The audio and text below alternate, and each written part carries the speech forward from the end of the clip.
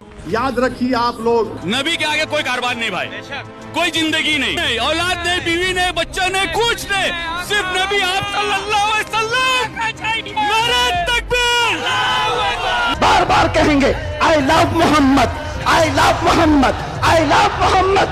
और इतना ही नहीं, मगर हमारे दिल में रसूल की मोहब्बत कभी नहीं खत्म होगी, तुम नहीं खत्म कर सकोगे।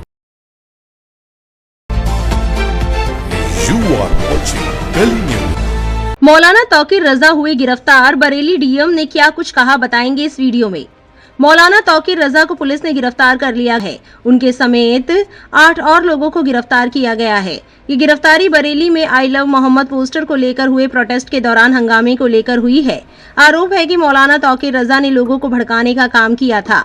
शनिवार सुबह करीब 5 बजे मौलाना तौकीर रजा का मेडिकल कराया गया था। इसके बाद 6 बजे उनकी पेशी हुई थी।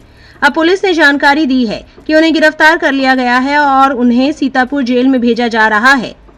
आरोप है कि बरेली में हुई झड़प के दौरान 15 पुलिसकर्मी घायल हुए थे।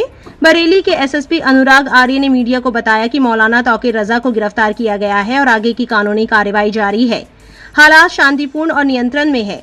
ये हिरासत बरेली में उस दिन के तनाव के बाद हुई है जब शुक्रवार की नमाज के बाद कोतवाली क्षेत्र की एक मस्जिद के बाहर आई लव मोहम्मद के पोस्टर लिए एक बड़ी भीड़ और पुलिस के बीच झड़प हो गई थी। बरेली के डीएम अविनाश सिंह कहते हैं, हमें उनकी योजना के बारे में पता चला। हमने उन्हें बताया कि शहर में बीएनएसएस धारा 163 लागू कर दी गई है और बिना अनुमति के कोई भी कार्यक्रम आयोजित नहीं किया जाना चाहिए। हम उनके प्रतिनिधियों नदीम और नफीस के साथ नियमित संपर्क में है। नदीम कुछ दिन पहले हमारे कैंप कार्यालय में आए थे और हमने उनके साथ एक विस्तृत बैठक की और उन्हें सभी कानूनी पहलुओं के बारे में बताया। उनके जाने तक वो आश्वस्त हो चुके थे। एक दिन बाद मौलाना तौकीर रजा खान नदीम के साथ हमारे कैंप कार्यालय आए। उन दोनों के साथ विस्तृत चर्चा की और उन्हें बताया कि बीएनएसएस धारा 163 लागू है और बिना अनुमति के कोई भी कार्यक्रम आयोजित नहीं किया जाना चाहिए। हमें अगले दिन तक उनकी ओर से लगातार सकारात्मक प्रतिक्रिया का आश्वासन दिया गया। हमारी पिछली बैठक के एक दिन बाद हमें नदीम और नफीस द्वारा हस्ताक्षरित एक पत्र मिला कि वे अपनी योजना पर आगे नहीं बढ़ेंगे। हम आश्वस्त थे, लेकिन कुछ समय बाद एक और विरोधाभासी चीज हासिल हुई।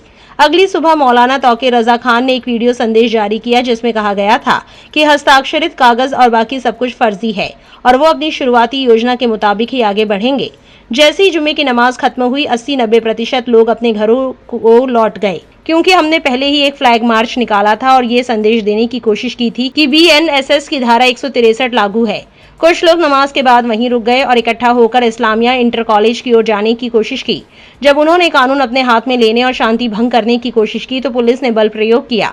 आपको बता दें, भोपाल में उत्तर प्रदेश के बरेली में शुरू हुए विरोध प्रदर्शनों के समर्थन में मुस्लिम युवा ताज उल मस्जिद के बाहर वाहनों और लोगों के कपड़ों पर आई लव मोहम्मद स्टिकर चिपका रहे हैं।